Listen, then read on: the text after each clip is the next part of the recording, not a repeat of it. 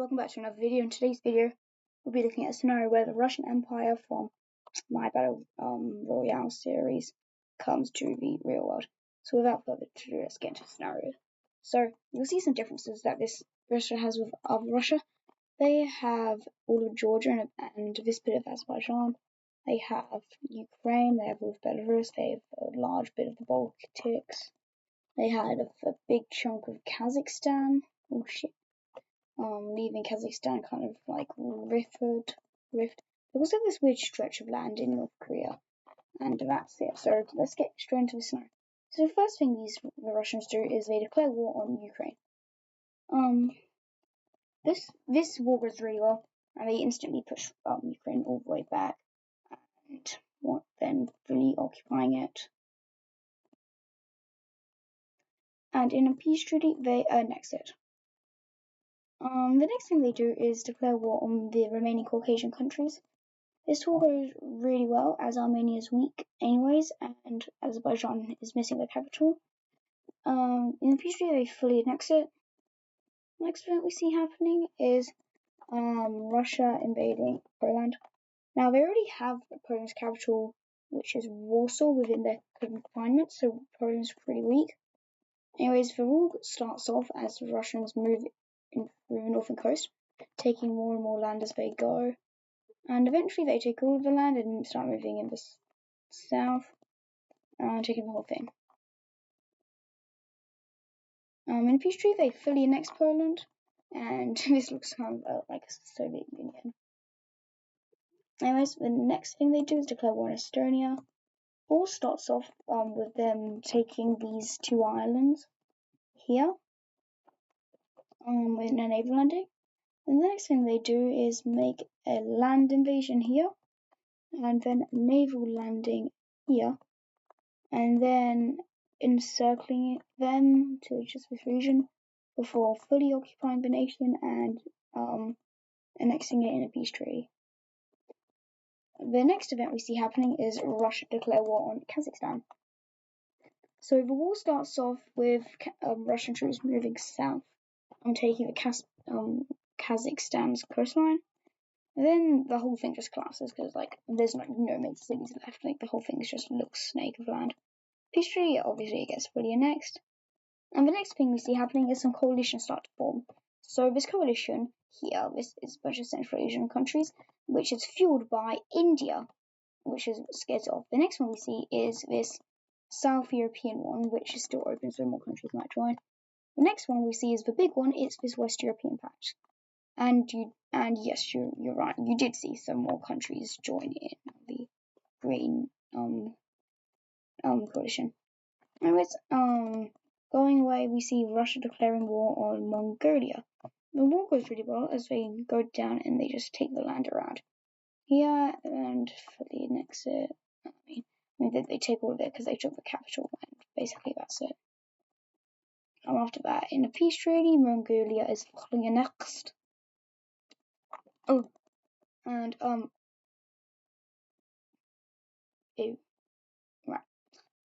Russia starts an invasion into Moldova, which is not good because now they're facing an entire coalition of.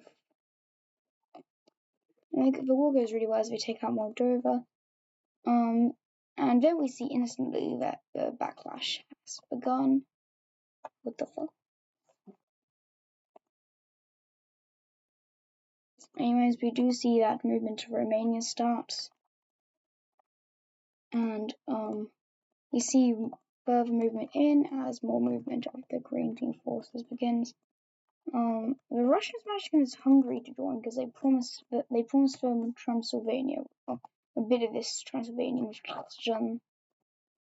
Anyways, we see that due to this happening, Slovakia's capital gets taken, and a big movement happens here. We see all Romanian Indus gets pushed out. Slovakia gets fully taken, but we also see the Czechs doing really well because they have a lot of the Polish no, we don't want to be oppressed. As we see more movement here, the Czechs start to do that. You see the Italians start moving troops into Hungary. After that, we see the Russians taking full control of Romania, and the Hungarians start to get pushed back really far as Russian troops begin to weaken. But they start bringing troops in from here, further into the front line, and there's like 1 million, 2 million, 3 million troops fighting here. We see them start a front line into Turkey. Then we see the Russians invading into Bulgaria. The next thing we see happening is the Russians invading further into Bulgaria. And then we see that the Russians get kind of pushed back even further. It's not looking very well for them. But they need a stroke of luck soon as they take out Bulgaria. But it's not looking very good for them over here.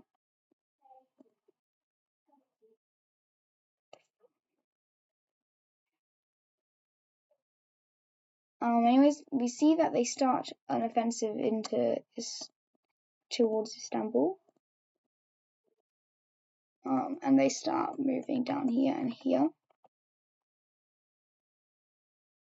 And here, stroke of luck, they managed to give it to the Serbians, who they're quite close friends with, to join an alliance with them, which is really good.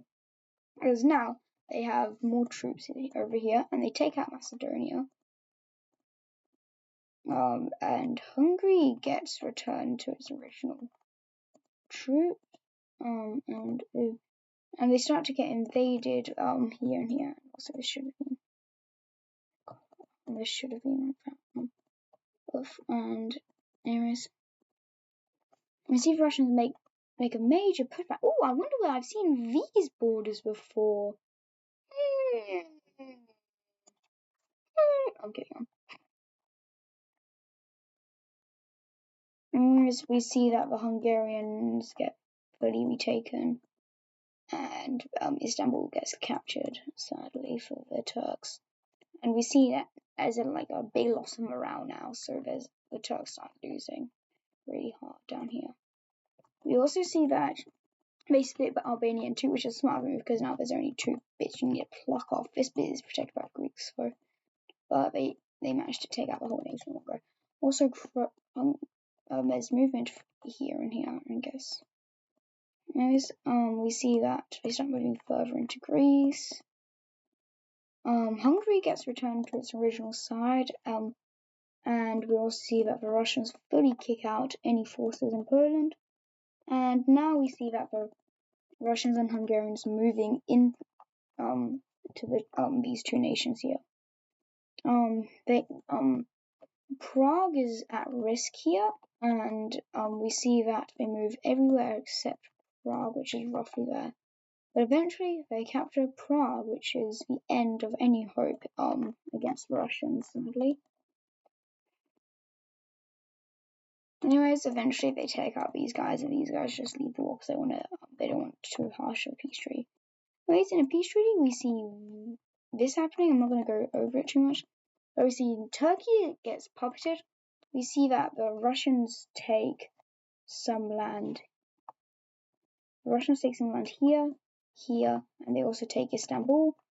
We see that the countries that sided with them get land.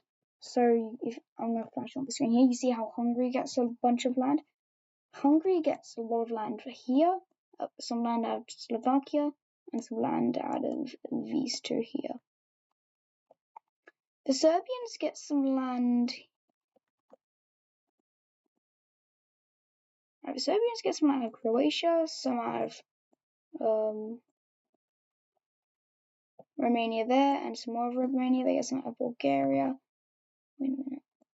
Yeah, they get a bunch of Bulgaria, and they take all of Macedonia. And all of these guys are pushed into an alliance with Russia. Anyways, after this, we see that Russia's quite peaceful for a bit. They even release and then we see that Serbia declares wars on Kosovo and then fully annexes it. But after this, we see Russia pretty peaceful for a while, and they even release Turkey as a puppet. And because of Russia's peacefulness, the Purple Coalition is disbanded. But then, one fateful day, the Russians invade Germany. This is a lot of troops. There was like 10, 20 million troops on this border, rushing the Germans. This goes really well, and they're taken by surprise. And lots of Eastern Europe was not prepared for this invasion, which is why it goes so quickly and so fast. It's a shock for the whole world, because this could be the end of the world if nukes are taken out.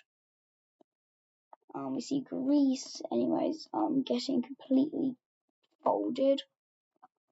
Germany starts to get cooked. They take out Denmark, and then we see, more German invasions.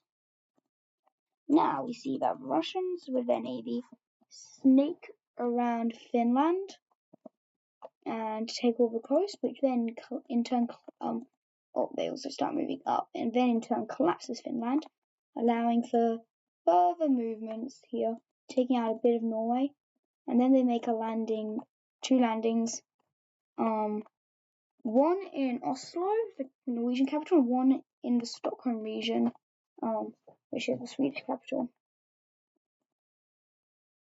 Anyways, this folds for two nations, because obviously, like, Malmo gets captured, and any other major cities got captured as well, which counts nations. Anyways, we see that more invasions are made into Italy, a lot in the south. They even cross into Sicily, which they then take Sicily, and then they move even further up into Italy, moving up the coast. And when all hope looks lost, Germany even gets captured. This isn't looking very good at all for the Western Allies. But in a shock turn of events, we see the Americans join the Red Team side. This is not good at all for the Russians. We see that major pushbacks are going to start happening. First of all, the Americans land in Norway of 1st Division. They start recapturing lots of Scandinavia. They recapture all of the important parts here. American troops start helping out in Italy. Italy gets recaptured. Much higher morale. High morale is helped. The Dutch, with the help of Americans and their technology, move into start liberating Germany. All of Denmark gets liberated. The Russians start losing morale. The Russians get kicked out of southern Italy. Germany starts to get fully recaptured. It's not looking very good at all. They even start reaching main Russian territory. Russia starts getting invaded. Prague gets taken. This is not looking good at all for the Russians. Hungary falls, which was their main ally, which in turn allows for the liberation of these guys. These guys get invaded. Greece starts to get liberated. Greece gets fully liberated, basically. Serbia falls. For the two Balkan states switch side, because obviously they weren't, like, on the right side. Istanbul starts to get moved into.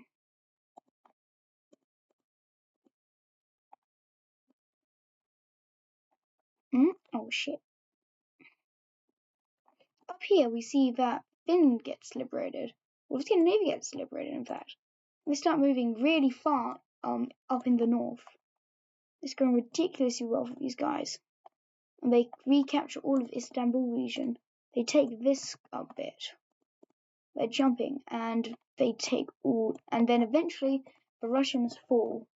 All of their land is captured. The Caucasus region rebels away, and they just fold. It's a sad day. I mean, not really. It's a happy day. This is like a World War III. And in a peace treaty, we see that the Russians are reduced to nothing. They get to keep St. Petersburg and Moscow. This is one of the harshest peace treaties ever seen by the world. We see that Poland is kind of clumped in with these groups. There's just this weird Slovakia country, kind of. We see Austria gets a bit bigger. There's a bunch of weird countries. Kazakhstan gets really big. Georgia and Azerbaijan get big. Armenia gets this bit here. Turkey has returned to its original form, but we see that Serbia and Hungary are actually wiped off the map completely. they don't exist anymore. Up here, we see the Finnish get a bunch of land as well. And the main one you see is China, I guess, a big hump of land. They didn't do anything, they're just returning it kind of. The Chinese really should have looked like this after this war. They should have been returned all this like Qing land. Anyways, this big Siberian country is released. It's just really big. Like it's not worth anything. It's not important. Anyways, guys, thank you so much for watching this video. I know this one was a longer one, but I'm gonna stop it so it doesn't get any longer. Peace out.